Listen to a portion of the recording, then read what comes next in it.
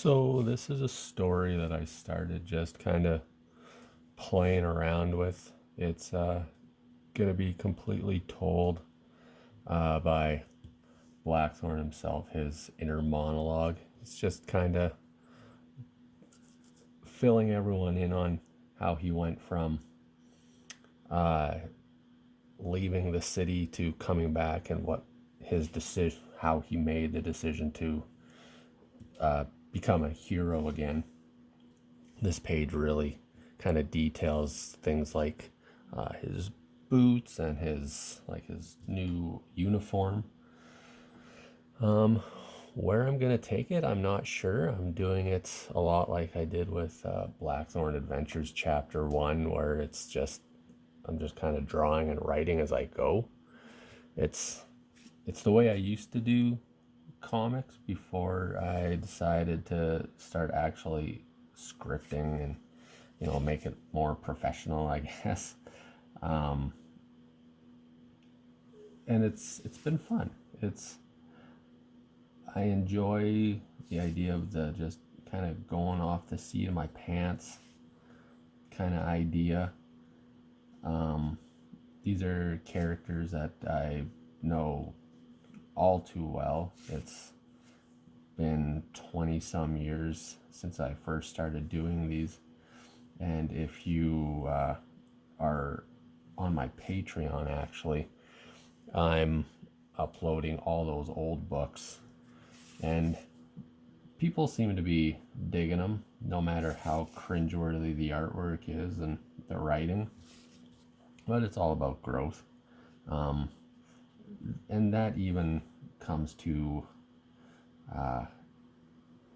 my stuff now. You look at issue number 1 as compared to this work, there's definitely growth there. Even I start working on a story and it's from page 1 to the end, there's growth there, which is a good thing to see.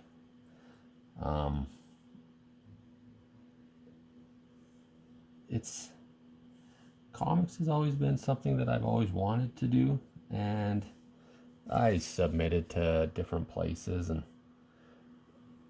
it was always, oh, you got to do this better, you got to do that better. And yeah, it's definitely about building your strengths, hiding your weaknesses. But for me, now that it's so easy to make your own stuff, to make your own books, like that's your foot in the door. You want to make comics, just start making comics. It's pretty easy, pretty simple as that. You got an idea, and you can't draw, find an artist. You can't write, but you got ideas, find a writer. Really, it's that simple. Luckily, I started writing at a young age, right around the same time I started drawing, because, well, I started drawing first. And then I had all these ideas for these characters, and my cousin and we would sit in my basement and we'd draw these comics, and I became a writer kind of out of necessity, because I had all these ideas and no one really to write them for me, because I was a 15-year-old kid living in the northeast section of Calgary, and all my friends were artists and they could draw, but no one could write to save their life, kind of idea. So I just started writing, and it's come to a point where I'm not going to say that I'm the greatest writer in the world by any means. Like, I'm definitely not saying that, but it's kind of a nice little feather in the cap as far as being a writer goes, when one of the reviews that came out for Blackthorn number 1, the reviewer said, Colin works art, we know what we're getting with that, but the writing, like, he was really focused on how good the story was and how invested he got in the story because of the writing, because of the storyline, because of the dialogue. As an artist who pretends to be a writer at times, that was nice to hear. And that was something that there was many stages of getting that book done.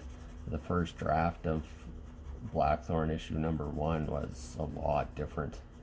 It was well, to take it back a little bit, I was in the middle of a pretty severe depression at the time, even though I didn't really realize it. I couldn't see the forest for the trees, you could say. So I started writing this story where Blackthorn had never left the city.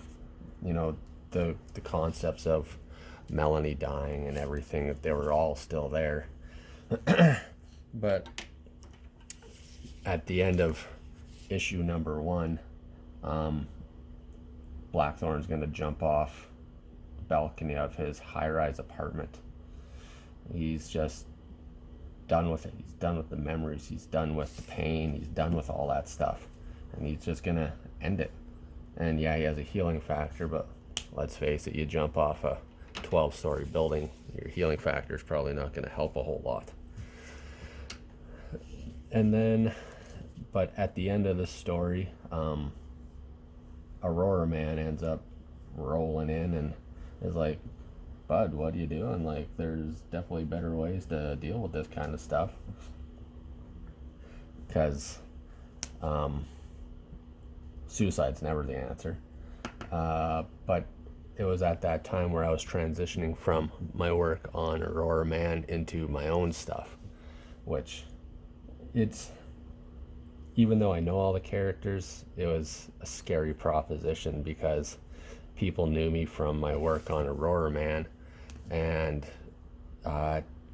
this book is definitely not Aurora Man. Although, fun fact, I'm going to start working on another Aurora Man book that I actually wrote for Jeff. Well, not really for Jeff. I just kind of threw the script at him and was like, "Hey, this is a pretty cool idea. What do you think about this?" And he's like, "Yeah, that's pretty dope." So, yeah. So, got this Aurora Man story. It's the Viking Aurora Man that he came up with. I came up with a whole origin and stuff for him. So that's coming up next year. That's more Blackthorn, more Metal Monk. But yeah, back to that first rendition of Blackthorn number 1. It was very dark. It was a lot darker than I was kind of thinking it was going to be. And going back now and looking at that script, it's like, holy smokes, like, who would have read this? This wouldn't have been a very fun first issue. So I scrapped that and started on issue number 0. It's just that little 4-page, "Hey, this is Blackthorn in his world, like, check it out, see what you think." And it went over like gangbusters. I definitely made the right decision there. Can't go wrong with quick little $2 comic like back in the old days. And now it's become this thing where I got issue number 4 I'm still working on. Issue number 5 I'm got pre-production going. I'm working on the actual story, what I want to do, and it's going to be a good one. Like, you're all going to like it. And yeah, Blackthorn Adventures Chapter 2. The original plan was to do a Boogeyman origin story, and I still want to do that story, but I don't know, it's just not feeling it. So maybe I'll just restart. I'm only a few pages in. I'll keep working on it, but kind of Chapter 2 will be a little different. So yeah, and I got this untitled story. I got 3 pages done already. Well, pencils and inks. Doing that on some 11 by 17 here. See, even from page 1 to page 3, it's a little bit different. art-wise. A little bit more noodling, a little bit more just those lines, those strokes that add a little bit of depth and just doesn't look so flat. I've really been into just simple cityscapes, but yet with some detail there. Yeah, and this is just me blabbering on a Wednesday morning at 6:13 in the morning on the 23rd of December, almost Christmas. Crazy.